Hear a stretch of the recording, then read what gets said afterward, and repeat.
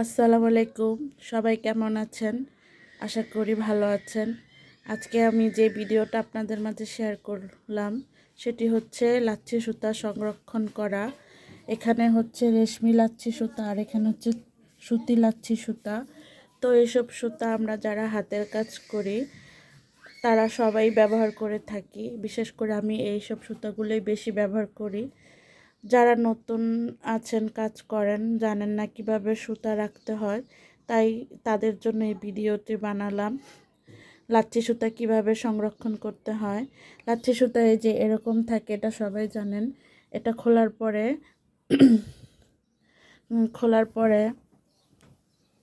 এটা গুছিয়ে না রাখলে প্যাচ লেগে যায় এবং এই সুতাগুলো ব্যবহার করা যায় না। এই যে এইরকম প্যাচ লেগে যায়, এগুলো ব্যবহার করা যায় না।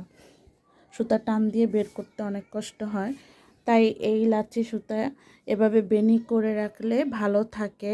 তাই আপনাদের সুবিধার্থে আমি এই যে বেনি করে দেখালাম।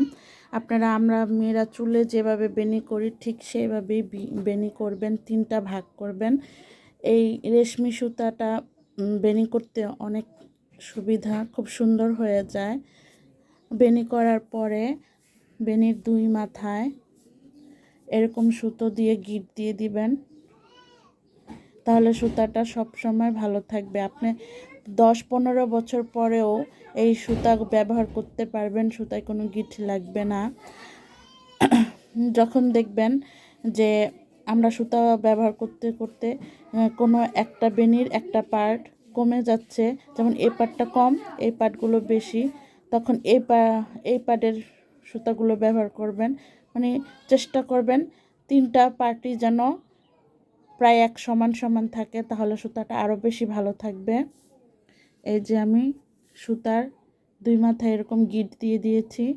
এটা হচ্ছে সুতি লাচ্ছি সুতা। এই সুতাটা বেনি করতে একটু কষ্ট হয়, তারপরও আপনারা বেনি করে এরকম 2 মাথায় গিট দিয়ে দিবেন, তাহলে আপনাদের সুতা কিচ্ছু হবে না। আপনার যত দিন পর ইচ্ছা তত দিন পর এই সুতা ব্যবহার করতে পারবেন। এভাবে সুতাকে খুলে বেনি করে মাথায় গিট দিয়ে রাখলে সুতা সবসময় ভালো থাকবে। আশা করি ভিডিওটি আপনাদের ভালো লেগেছে। তো আমার ভিডিওটি যদি ভালো লেগে থাকে আপুদের কাছে অবশ্যই লাইক এবং শেয়ার করবেন এবং আমার চ্যানেলটি সাবস্ক্রাইব করবেন নতুন নতুন ভিডিও পাওয়ার জন্য। আল্লাহ হাফেজ।